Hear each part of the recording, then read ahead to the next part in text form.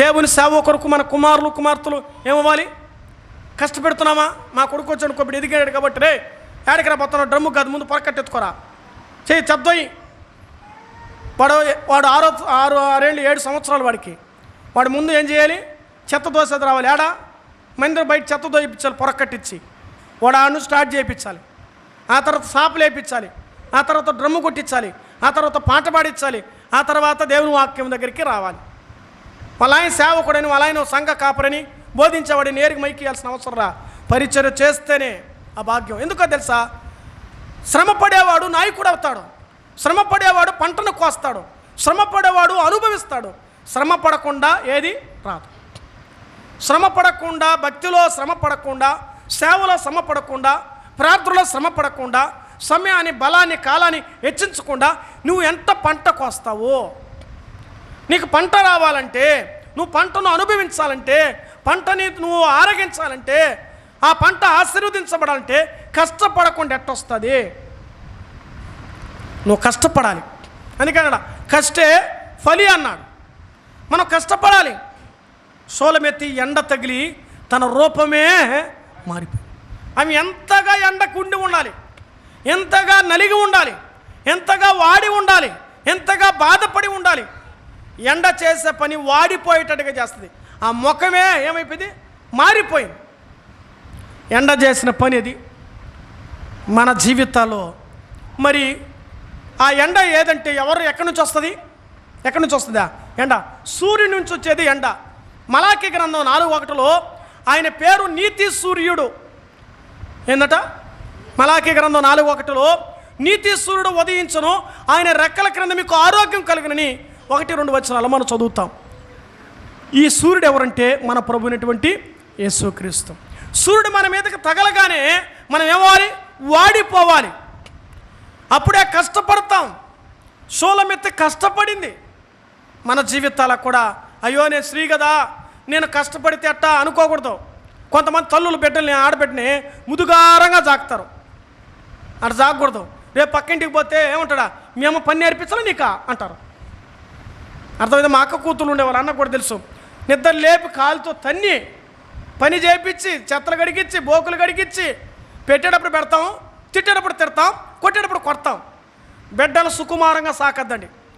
మా పిల్లవాడు బ్యాగ్ కూడా నేను ఇంట్లో కానీ స్కూల్ కాడ కానీ వాడే మోసుకో లోపల పోవాలి, వాడే మోసుకొని లోపలికి రావాలి. సుఖం మరికి రాదు. ఎందుకంటే ఇప్పుడున్న టెక్నాలజీ సుఖంగా పెంచితే రోగాలు ఎక్కువైపోతాయి. అక్కడ గేట్ కాడికి వెళ్ళగానే అక్కడున్న ఆయం వచ్చి గబగబా బ్యాగ్ జరుగుమను ఇట్ట వాడు బ్యాగ్ వాడు ఎత్తుకోమని, వాడు క్లాస్కి ఎత్తుకోమని. ఏం సార్ అంత కఠినంగా మాట్లాడతారని? నేను కఠినం కాదు. వాడు బాగుపడాలంటే కష్టం వాడికి తెలియాలి, బాధ అర్థం కావాలి, మోసది ఇప్పటి నుంచో రావాలి. అయ్యో నా బిడ్డ మోస్తున్నాడు, అయ్యో నా బిడ్డ మోస్తున్నాడని ముదుగారంగా జాగ్రత్త మూతి కాలిపోతుందంటారు. సాగకూడదు అట్లా. ఇవన్నీ ప్రాక్టికల్. 23 సంవత్సరాలుగా నేను చూస్తున్న విధానం. 15 సంవత్సరాలు అంటే దాదాపు ఇప్పుడు ఎన్ని సంవత్సరాలు? 20 సంవత్సరాల ఎక్స్పీరియన్స్. ఎంతోమంది బాగుపడిన వారు, చెడిపోయిన వారు కూడా ఉన్నారు. కొంతమంది ప్రభు నమ్ముకొని ఆరాధించే కుటుంబాలు, సంఘాల నుండి సేవకుల కుటుంబాలు, పెద్దల కుటుంబాలు సంఘంలో ఆరాధించే అడ్రస్ ఉండరు. మళ్ళా అదేందో వాళ్ళేమో ఎంతో బిజీ లైఫ్ అనుకుంటున్నారు. పనిలే పాటలా, సెల్ ఫోన్లో గేమ్లు ఆడుకుంటారు, టైంపాస్కి ఇంట్లో కూర్చొని సినిమాలు చూసుకుంటున్నారు. ఆదివారం రోజు ఏందండి విశ్వాసుల కుటుంబాల పిల్లలు మందిరంలో ఉండకుండా ఏడవడం ఉంటున్నారు. అట్ట సంపాదించే మిగలబెట్టావని అర్థమైందా? నువ్వు ఆలోచించాలి. మన పిల్లలు దేవునిలో ఉండాలి. అలా వారిని కష్టముతో వారిని మనం పెంచాలి. రేపు చెప్తాడు మా నాయన ఎంత కఠినంగా కొట్టాడు తెలుసా, మా నాయన శిక్షించాడు కాబట్టే నేను ఈ విధంగా అయ్యానని చెప్పాలి. వాడు ఎవరా? నా కొడుకు నన్ను గురించి చెప్పుకోవాలి. మా నాయన నన్ను ఇట్ట పెంచాడు, కఠినంగా పెంచాడు అని చెప్పలేడు. మా నాయన చేయకపోతే కొడతాడని చెప్పాలి. కొట్టేదంటే మొహం ఆటలేదు. అర్థమైందా? వాడు పాడితేనే వాడికి బహుమానం, పాడితేనే గిఫ్ట్, లేదంటే లేదు వాడికి. అలా వాడు తయారయ్యాడు. ఎందుకు ఈ విషయాలు నేను చెప్తాను? తండ్రిగా అనుభవించాను కాబట్టి చెప్తున్నాను నేను. తండ్రిగా అనుభవించకపోతే ఆ కథ అనుభవం నాకు రాదుగా. శ్రమపడే జీవితం మనము కష్టపడాలి, మన బిడ్డలను కూడా సేవలో కష్టపెట్టాలి. ముందు మనం కష్టపడితే వాడు కూడా మనం చూసిన. మనమే మందిరానికి పోవో, మనమే నీళ్ళకి పోతాము, వాడు కూడా ఏమవుతాడు? నువ్వు బామ్మ వస్తావు, ఏమరా రారే, నువ్వు కరెక్ట్గా పోతున్నామ్మా, నన్ను రమ్మంటున్నావా అంటాడు. బిడ్డల దగ్గర మనం చెప్పించుకోకూడదు. బిడ్డ భయపడెత్తుకోవాలి. మా వాడు నిద్రపోతే 12:30 పడుకున్నాడు పాప రాత్రి. అయితే తెల్లారి కుదికిరే ఈరోజు సండే స్కూల్ ఫోన్ కొట్టే కుదికి గబ్బ లేచి డాడీ కంఠస్వాక్యం చెప్పి డాడీ దుష్టులు ఆలోచన ఒక నేర్చుకుని గబ్బ నీళ్ళు పోసుకొని బైబిల్ ఎత్తుకొని పోతున్నాడు. 8:30 కంతా వెళ్ళిపోయాడు ఎస్కేప్. బయట నిలబెడతారు మందిరం కాడ. తెలుసా రూలు? మా మందిరం కాడ వాడు ఇంటికి రాకపోతే బయట నిలబడుకోలేడు. మొహమాటం లేదు, లోపల చేర్చడు. మా అన్న బయట బారా ముందు అంటాడు. చిన్న లేదు పెద్ద లేదు, ఇంటికి రాకపోతే ఒప్పుకోడు. ఇప్పుడు ఆ భయపడి వాడు ఏం చేయడు, వెళ్ళిపోయినాడు. 8:30 కంతా వాడు రాత్రి 12 పడుకొని 1 గంటకు పడుకొని 8:30 కంతా బైబిల్ ఎత్తుకుని నీళ్ళు పోసుకొని బైబిల్ ఎత్తుకొని పోవాలాడు. అది రూల్. లేకపోతే వాడికి అన్నం కూడా లేదు, తెల్లారితో టిఫిన్ కూడా ఉండదు. మనం ఏం చేస్తాం తెలిసిన ఆదివారం అంటే అరువుగా వండుకొని బేవ్ అనుకుంటా ప్రశాంతంగా వస్తాం. ఒక్క పూట ప్రభు కొరకు మనం ఉండలేమా? మన ఇల్లు ఏం జరగకూడదు. మేమైతే ప్రభుని నమ్ముకునే దినాలు మంగళానికి వెళ్ళిన హెబ్రోన్ చిల్లిన 3 గంటలకు పోయి వండుకొని 4 గంటలకు అన్నం తిన్నాం. 20 ఏళ్ళకి ముందు స్టోరీ. ఇప్పుడు 2 గంటలకు తింటున్నాం, 1:30, 2కి. ఒకరోజు టిఫిన్, ఒకరోజు భోజనం వల్ల మన దేహం శుద్ధి అవుతుంది. ఈ కడుపును కూడా శ్రమ పెట్టకపోతే, సుఖంగా పెడితే ఒకరోజు వదదినం ఉంది, బైబిల్లో రాయబడింది. మనం కష్టపడాలి, సేవలో కష్టపడాలి, కుటుంబంలో కష్టపడాలి. కష్టపడిన వాడు భోజనానికి పాత్రుడు కాడు. వాక్యం కూడా కష్టపడి వినాలి. ఇంత దూరం ప్రయాస ఊరికే కదా, కష్టపడి వస్తాం. ఎండకి వానకి గాలికి రావాలి, వాక్యం వినాలి. అందుకే కష్టపడిన జీవితం షోలమిత్ర మనం చూస్తున్నాం. మీరు చెప్పండి, ఎండలో కష్టం ఉంది, వాడిపోయింది. నెంబర్ 2 మీరే చెప్పాలి. ఎండను గురించి కొన్ని విషయాలు మీరు చెప్పండి. అవా ఏం చెప్తావు ఎండ గురించా? చెప్పు, మీరే చెప్పండి. బైబిల్ గ్రంథమే కదా, మామూలుగా జనరల్గా చెప్పండి. ఎండల గురించి కొన్ని లక్షణాలు చెప్పాను. ఎండలో 7 లక్షణాలు అన్నాను నేను. ఎండలో 7 లక్షణాలు అన్నాను. 2వ లక్షణం ఏది? ఎండ తగిలే కొద్దిగా ఏమవుతుంటే మనిషి బీపీ డౌన్ అవ్వడం కానీ, కళ్ళు తిరిగిపోవడం కానీ. దాని బైబిల్ భాష అంటే సొమ్మసిలుట అని రాయబడి బైబిల్లో. సొమ్మసిల్లిపోవడం. కొంతమంది అన్నట్టు కూడా పడిపోయాం. ఎండలో ఎక్కువ చదివినట్టు ఏమవుతారు, కళ్ళు తిరిగి పడిపోతాడు. అంటే దాన్ని సొమ్మసిల్లడం అని చూస్తున్నాం. చూడండి, యోనా గ్రంథం 4వ అధ్యాయము 8వ వచనం బైబిల్ చదవండి ఈ వాక్యాన్ని. యోనా గ్రంథం 4:8.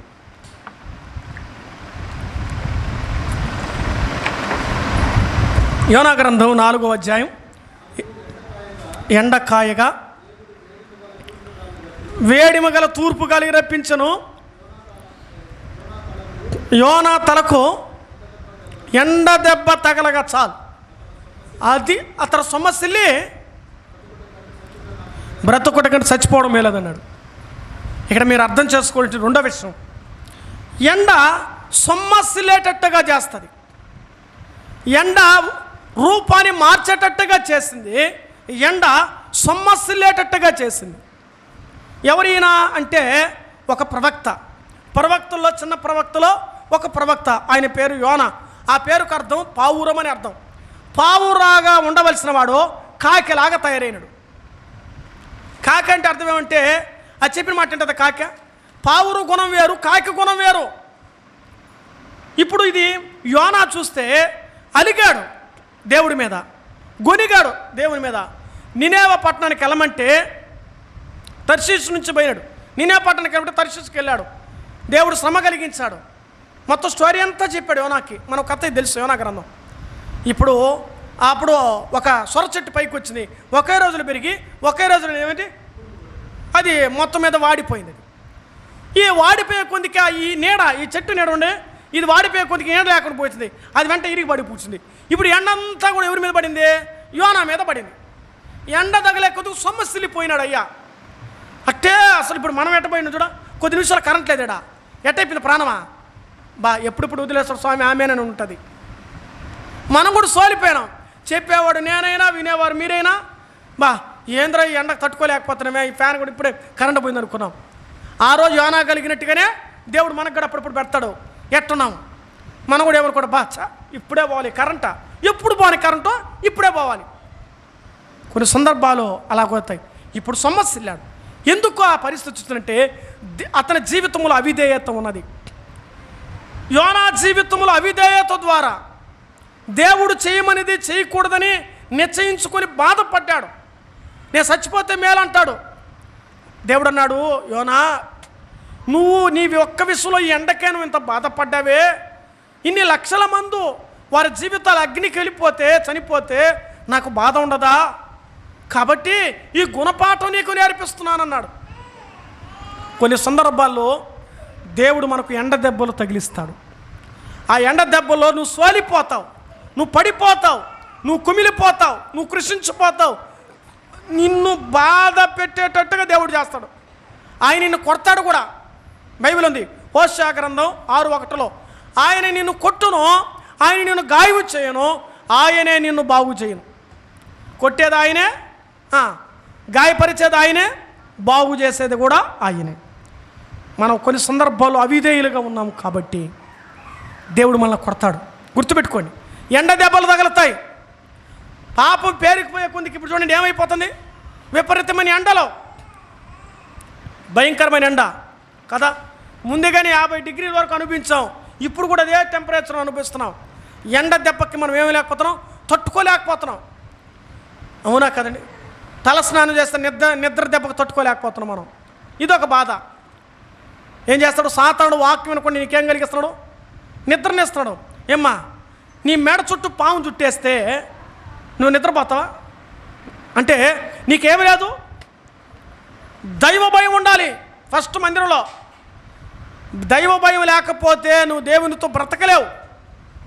దైవ భయం అవసరం దేవుని మందిరంలో. నీకు వాక్యం వినే మనసు రావాలి. నీకు అవిధేయులుగా ఉంటే దెబ్బలు తగులుతాయి, వడగాళ్ళు వస్తాయి, ఎండ తగులుతుంది. సరైన జీవితం లేనప్పుడు దేవుడు గుణపాఠాన్ని, తన మనసులో ఉన్న భావాన్ని చెప్పడానికి ఆ ఉదాహరణ అక్కడ చూపించాడు దేవుడు. కొన్ని సందర్భాల్లో శ్రమల కొలిమిలో ఉన్నావా, నీ కుటుంబ కష్టంలో ఉందా, బాధలో ఉందా, వేదన ఉందా అంటే నీకు ఒక పాఠం నేర్పిస్తున్నాడని గుర్తుపెట్టుకో. ఏం బ్రదర్, ప్రార్థనకు వస్తున్నాను, దేవుని వాక్యం చదువుకుంటున్నాను, కానుక ఇస్తున్నాను, మందిరం గడుగుతున్నాను, పరిచయం చేస్తున్నాను, మీటింగ్లో చేస్తున్నాను, కానీ శ్రమలు తట్టుకోలేకపోతున్నాను బ్రదర్. ఇప్పుడు నేను ఒక క్వశ్చన్ చెప్తాను, బాగా ఇక్కడ వినాలి, అందరూ వినాలి. డబ్బు ఉన్నవాడు సుఖంగా బ్రతుకుతాడు, డబ్బు లేనివాడు బాధతో బ్రతుకుతాడు. బాధతో ఉన్నవాడికి పాపం మీద మనసు ఉంటుందా? బాధ ఉన్నవాడికి పాపం మీద మనసు ఉంటుందా? బాధ లేని వాడికి దేని మీద మనసు ఉంటుంది? పాపం మీద మనసు ఉంటుంది. ఇప్పుడు అర్థం చేసుకోవాలి, పాపం ఉన్నవాడు దేవునితో ఉంటాడా, బాధ ఉన్నవాడు దేవునితో ఉంటాడా? అటైతే మనకేం కావాలి? మనం చెప్తామే కానీ ఏం ప్రభువా బాధ నాకెందుకు నాయన? బైబిల్ అన్నాడు, యేసు ప్రభువే చెప్పాడు, ఈ లోకములో మీకు శ్రమ కలుగును, అయినను మీరు ధైర్యం తెచ్చుకొని నేను లోకాన్ని జయించి ఉన్నానన్నాడు యోహాను సువార్త 16:33. కాబట్టి మనము శ్రమను తట్టుకోవడానికి దేవుని దగ్గర నేర్చుకోవాలి. ఏమ్మా ఇంత కష్టం ఎట చేస్తున్నామంటే, అలవాటు అయిపోయింది బ్రదర్. ఎటకాపురం చేస్తున్నామా ఈ తాగుబోతాడు అంటే అలవాటు అయిపోయింది, ఏం చేయమంటావు? ఓ తల్లిని గురించి ఇటీవల నేను విన్నాను, నాతో కూడా కొలికి వర్క్ చేస్తుంది. మంచి అతను ఎలాగున్నాడు చూడ్డానికి, చదువు మంచిగానే ఉన్నాడు, కానీ అసలు సాడిస్ట్. ముఖాన ఫూ అని పోస్తూ ఉంటే ఆ అన్నం తింటూ ఉంటుంది. భయంకరంగా మాట్లాడుతుంటే ఆమె ప్రశాంతత ఉంటుంది. అప్పుడు ఒక సోదరి పక్కన అడిగిదా, ఇలాగ అనిపిస్తున్నావే, కారణం ఏమనంటే నేను నా బిడ్డల కొరకు బ్రతుకుతున్నాను, నా బిడ్డల కొరకు బ్రతుకుతున్నాను. అర్థమవుతుందా? అట్టి శ్రమల గుండా ఈ లోకంలో చాలామంది ఉన్నారండి. చెప్పుకోలేని బాధ, చెప్పుకోలేని వేదన, చెప్పుకోలేని దుఃఖం, నలిగిపోతున్నారు. ఇప్పుడు ఆమె ఎలాగుంటుందంటే ఎంతసేపైనా అయ్యా ఈ బాధలో, ఈ కష్టంలో, ఈ ఇబ్బందులో, ఈ ఇరుకులో, ఈ అవమానంలో, ఈ నిందలో నాయన నేను ఎప్పుడు బయటపడేది నాయన, నేను ఎప్పుడు బాగుపడేదయ్యా, నా భర్త మారుతాడా, నా భార్య మారుతుందా, నా బిడ్డ మారుతాడా? ఈ విషయాలు చూస్తున్నాం బాబు, ఈ విషయాలు చూస్తున్నాం. ఎన్నో విషయాలకు మనం వింటున్నాం కదా, మీకు తెలిసిన కోకోలకు వింటున్నారు. ఈరోజు ఈ జీవితం అనుభవిస్తున్నామంటే మన కుటుంబాల క్షేమంగా ఉంటే పరలోకం అనిపించే భాగ్యం ఈ భూమి మీద మనకిచ్చాడు, కానీ దాన్ని నరకంగా మార్చుకుంటున్నాం మనమే. ఎందుకో తెలుసా? సరిగ్గా దేవుళ్ళు బ్రతకలేక, సరైన జీవితం ఉండలేక. ఏమిటి ఈ కుటుంబ దాంపత్య జీవితంలో సమస్యలు ఏంటంటే, ఒకటి నేనే అంటాం, రెండోది మన జీవితాలు సమస్యల వల్ల తెచ్చుకుంటున్నాం. ఎక్కువగా చెప్తుంది భార్య అనుభూతిలో ఒంటరి సూపర్గా ఉందని చెప్పాలి, నీకంటే భలే అందగా తెవురు లేరు చెప్పాలి. ఎదుటి వాళ్ళు ఈ రెండు విషయాలు కానీ తేడా మాట్లాడావా, అన్నం లేదు, ఇంకేమీ లేదు, రివర్స్ అయిపోతుంది ఇల్లు. ఎప్పుడు వస్తున్నామంటే అనుభవిస్తే అర్థమవుతుంది. ఎదుటి వాళ్ళని మన ముందు ఉన్నప్పుడు ఇంకొకరు పొగిడితే నచ్చదు. అర్థం చేసుకోవాలి. కొందరు జీవితాలు సుఖదుఖాల్లో ఈరోజు కుటుంబాలు బాధపడుతుంది. సమస్యలని జీవితంగా ఉండకూడదు. ఇక మూడవ కారణం చెప్దామండి. మూడవ కారణం చూద్దాం. ఎండ ఏం చేస్తుంది? ఏమ్మా ఎండ ఏం చేస్తుందమ్మా? చెప్పాను కదా, ఈజీగా చెప్తున్నాను. ఎండ ఏం చేస్తుందంటే, సరే నా సమయం అయిపోయింది. ఎండ చేసే పని అంటే ఎండిపోజేస్తుంది. ఎండ ఏం చేస్తుంది?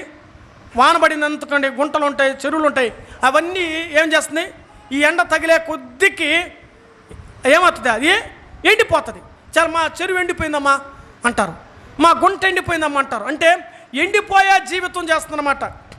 రాజుల మొదటి గ్రంథం 17వ అధ్యాయం 7వ వచనం చదవండి బైబిల్లో. రాజుల మొదటి గ్రంథం 17వ అధ్యాయం 7వ వచనం. అక్కడ ఏం రాయబడింది చదువుదాం. 17:7 చదువు బాబు. తీసుకున్న వాళ్ళు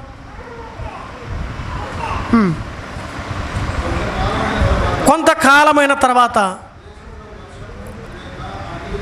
అది దేశంలో వర్షము లేక ఆ నీరు ఎండిపోయాను. ఎందువల్ల ఎండిపోయింది అంటే, సూర్యుడు బగ ఆ ప్రాంతం మీద పడగా ఆ నీరంతా ఏమైందంటే ఎండిపోయింది. ఎందుకు ఎండిపోతున్నది తెలుసా? పాపమే కారణం. ఒకరు ఎండిపోయిన జీవితం ఉన్నారంటే వారు పాపములో ఉన్నారు. యెజబెలు ఆహాబును గురించి బైబిల్ గ్రంథంలో అక్కడ రాయబడింది 16వ అధ్యాయంలో. వాళ్ళు ఎలాగ చేస్తారంటే, వారు దేవునికి విరోధంగా విగ్రహారాధన చేశారు. విగ్రహారాధన చేసినందువలన సేవకుడు చెప్పిస్తాడు, ఇదిగో ఈ దేశంలో 3.5 సంవత్సరం వర్షము కానీ మంచైనా కానీ అసలు లేదు. నిజమే. లాస్ట్కి చెప్పించాడు. ఆ శాపనార్థాలకి ఆ నీరు లేకుండా పోయింది, ఎండిపోయింది. నీరు దేవుని వాక్యం. ఎండిపోయిన జీవితాన్ని మనం చూస్తున్నాం.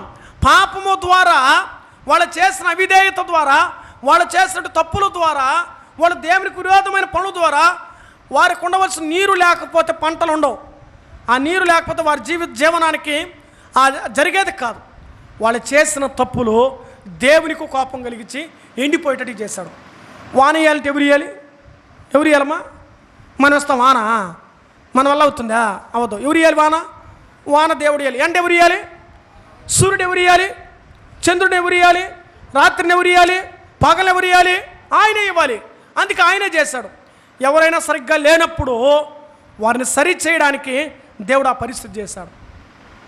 అది ఆ విషయాన్ని బట్టి మనం చూస్తూ ఉన్నాం. ఎన్ని చెప్పాను నేను ఇప్పుడు? 3 విషయాలు చెప్పాను. 4వ విషయం చూద్దామండి. నేను అంతా చదవలేదు కానీ ఆ సమయాన్ని ముగిద్దాం.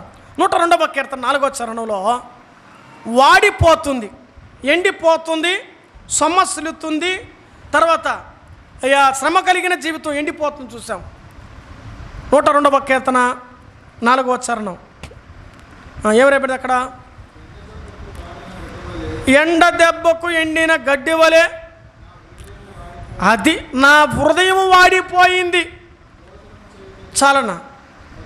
నా హృదయం ఎండిపోయింది, వాడిపోయింది, ఎండిపోయింది. అది హృదయం వాడిపోయింది అనమాట. హృదయం వాడిపోయిందంటే ఎట చెప్పగలను చెప్పండి అమ్మా? ఏమ్మా ఇప్పుడు మీ తల్లే చెప్పాలి. హృదయం ఎండిపోయిందని ఎట చెప్పగలంటే, నీ ముఖం చూసి చెప్పచ్చు.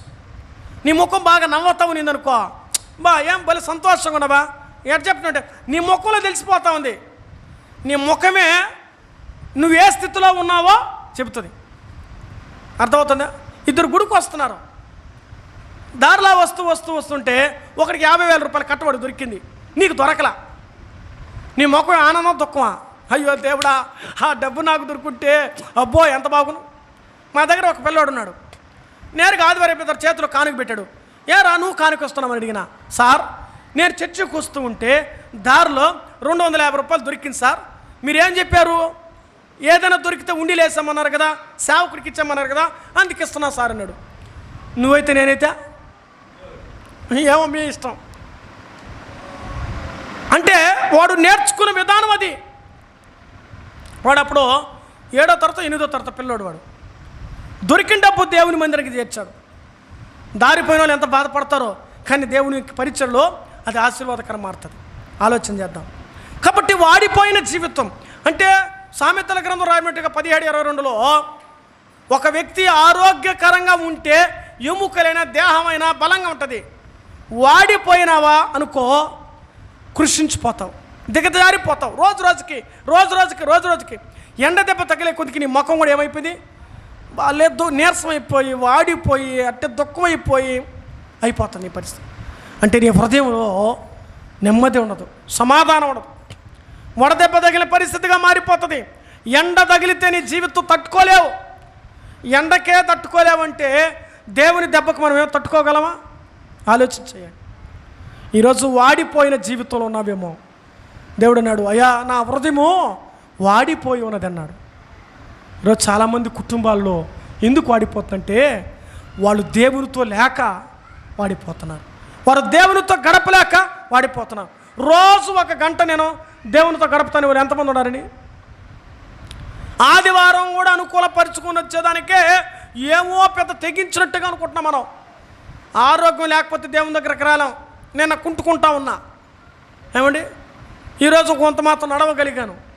బాగున్నాము కాబట్టి ప్రభు మందిరికి వచ్చాం. బాగలేకపోతే టైఫాయిడ్ జ్వరం ఉంటే మందిరికి వస్తావా? అమ్మా మందిరికి వస్తామా? జ్వరం 1.5 నెల టైఫాయిడ్ జ్వరం ఉంది, రోజు జ్వరమే టైఫాయిడ్. నువ్వు మందిరికి వస్తావా? రావా? నిజంగా చెప్పమా, రావా? నేను 1.5 నెల జ్వరం ఉంటే రోజు మందిరికి పోయినా, రోజు వాక్యం చెప్పిన. నిజమండి, రోజు పోయి వాక్యం చెప్పి మాత్ర వేసుకొని పడుకునే పని, గంజి తాగి రోజు స్కూల్కి పోయే పని. మళ్ళా నీరసం తప్పదు, బతుకు తెరువు. పనికైతే పోతాం. ఏమున్నా చెప్పండమ్మా, ఏం గమ్మున్నారా? దించేతో చెప్పు. ఇప్పుడు జ్వరం ఉన్న పనికి పోతున్నాం, ఎందుకంటే మన కుటుంబం గడవాలి. అమ్మా కుటుంబం గడవడానికి అసలు దేవుడు అనుకుంటే అది కూడా లేకుండా చేస్తా. దేవుడి కంటే దేని ఎక్కువగా ప్రేమిస్తావో అది నీకు దూరం అయిపోతుంది బైబిల్ చెప్పింది. కాబట్టి దేవుని ప్రేమించడం నేర్చుకో. ప్రార్థన చేయి. దేవుని మందిరికి వస్తే చాలా వరకు ఏమొస్తుందా? మొత్తం ఎక్కువ వస్తుంది. తలస్నానం చేసుకొని ఏందా ఈ సెల్ ఫోన్ వచ్చినప్పుడు నిద్రగా వచ్చేలా దాన్ని తోసి ఈడు తూసేయలేదు. అందువల్ల ఏమైపోతుంది?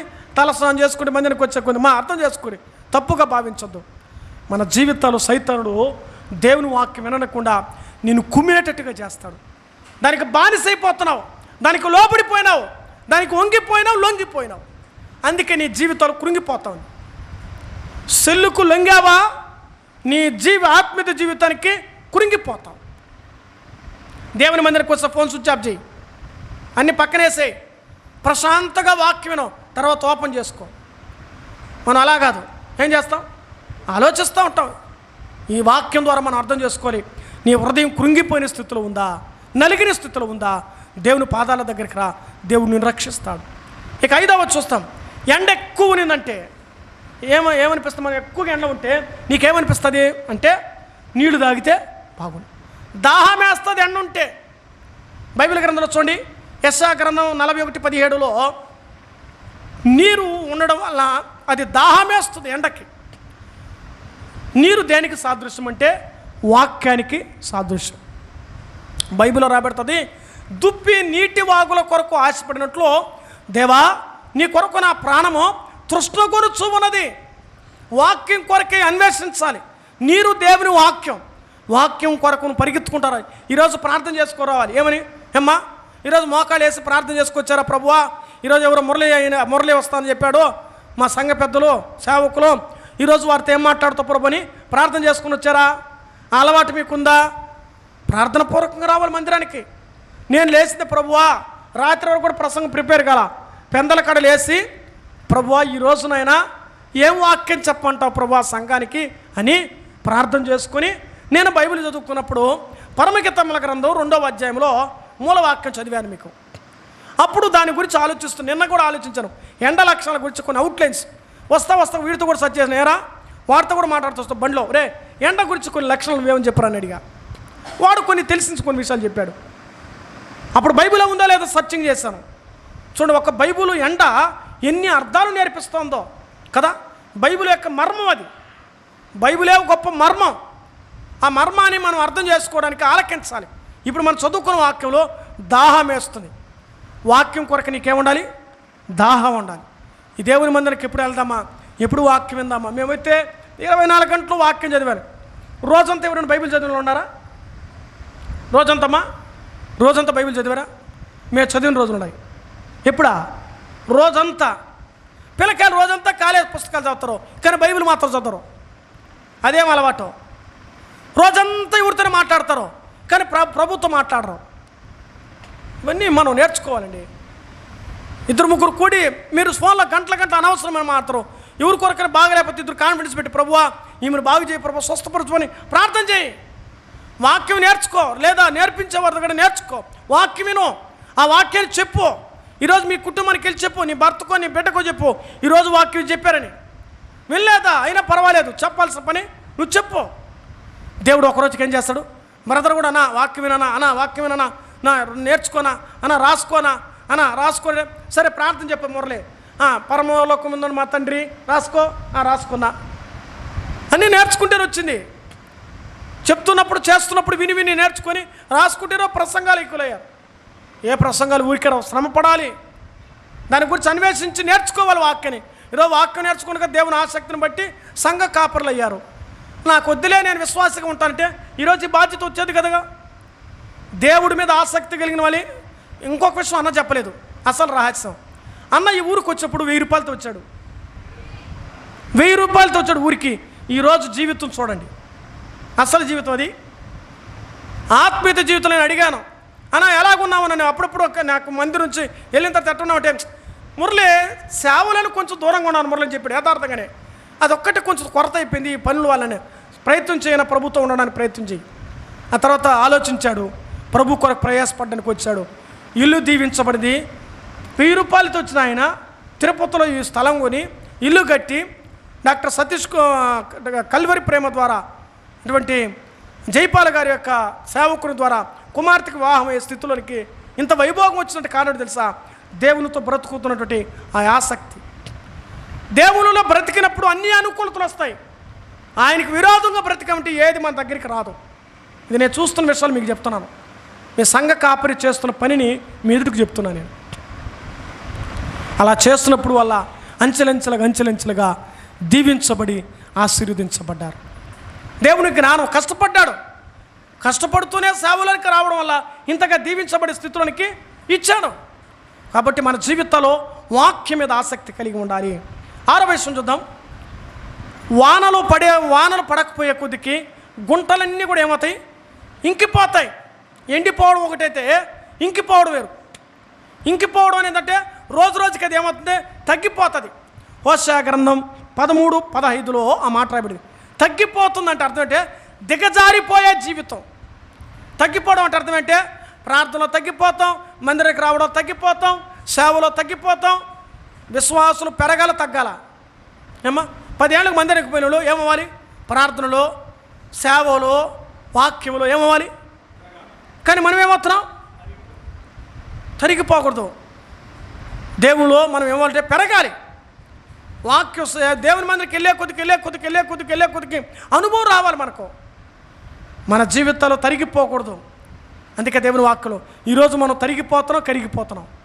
కొవ్వొత్తి కరిగిపోతున్నాం. భక్తులమే కానీ సరైన భక్తిని సంపాదించలేకపోతున్నాం. ఆ విషయాన్ని మనం అర్థం చేసుకోవాలి. చివరిగా 7వ వచనం చదివి 7వ అంశాన్ని ముగిద్దాం. యెషయా గ్రంథం 5వ అధ్యాయం 24 వచ్చి చూడండి. యెషయా గ్రంథం 5:24 అక్కడ ఏం రాయబడింది? చదివి చూద్దాం.